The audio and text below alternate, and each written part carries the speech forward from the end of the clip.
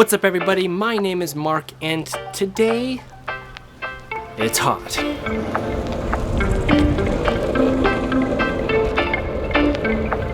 Like really hot.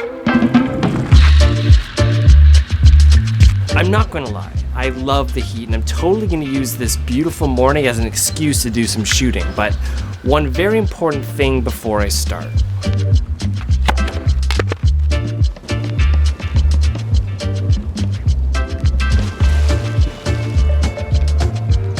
Now that alone makes waking up at 5 in the morning totally worth it. Now, let's go shoot some vintage 50s.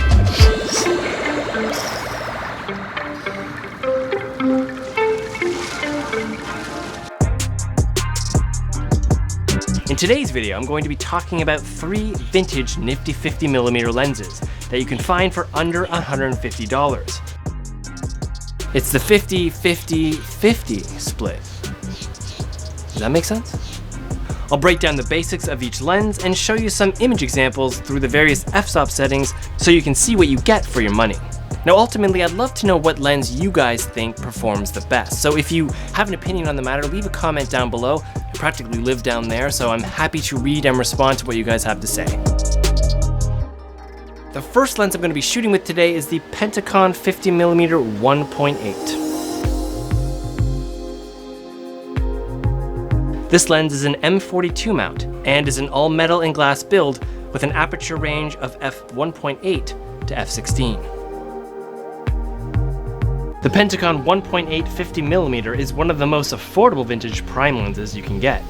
It was the standard 50mm prime used with Praktica and Pentacon cameras, and millions of these lenses were produced and are still widely available today.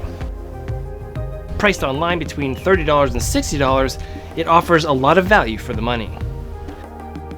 It's also very versatile. You can get in close to your subject with a minimum focus distance of 33 centimeters. Now, if you don't want to pay too much, or if you're not sure about which vintage lens to get, try out the Pentagon 50. Now, the next 50mm vintage lens I want to talk to you about, and if you're familiar with my channel, you've seen a video on this one before. It's a super multi-coated TAC Amar 50mm f1.4. This lens is also an M42 mount and has an all-metal and glass build, with an aperture range of f1.4 to f16. It has a minimum focus distance of 45 centimeters, but where the Pentagon has a 6-blade aperture, the TAC Amar has 8, which gives it, arguably, more appealing bokeh. Now my favorite things about this lens are the fast aperture at 1.4, and it does, in my opinion, render nice-looking bokeh. It's got great sharpness and overall handling. And it's also priced really well for the build and image quality. Oh, so hot. All right, the third and final lens I'm going to show you guys today is the Contax Carl Zeiss f1.7. This lens is a CY mount, and the build quality is a mix of metal and hard plastic. It's got an aperture range of f1.7 to f16, and it has the longest minimum focus distance of 60 centimeters compared to the other two lenses. This lens is also the most expensive of the three and can be found online for around $120 to $140. This lens was considered the budget Zeiss lens, and the build quality is not up to standard of the other two 50s. You'll also notice that the little markings on the lens aren't engraved. Some of the good things about this lens are its flare resistance, its sharpness, which is particularly noticeable at f2.8, and its size and weight.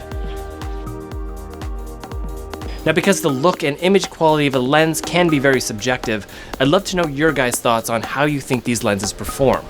Here are some sample images and how they compare to one another.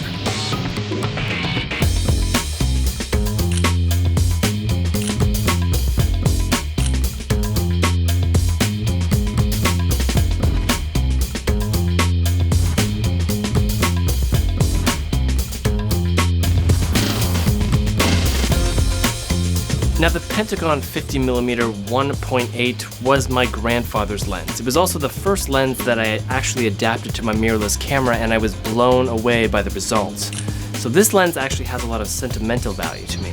The one particular thing I love about it is the super close minimum focus distance. It allows me to get a lot closer to the subject and create some more interesting compositions than the other two 50mm.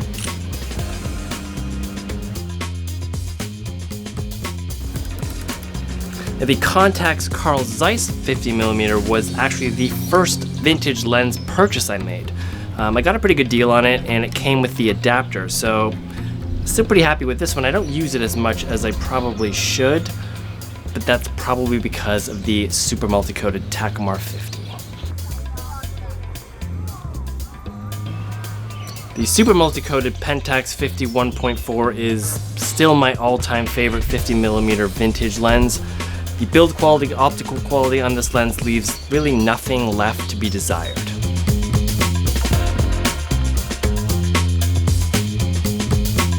Well guys, that's it for this video. I hope you enjoyed it. I hope you learned something. If I'm being perfectly honest, I will say that my favorite part about shooting this video was that 5 a.m. wake-up call and early morning swim. There really is no better way to start your day. Thanks so much as always for watching, guys, and we'll see you next time.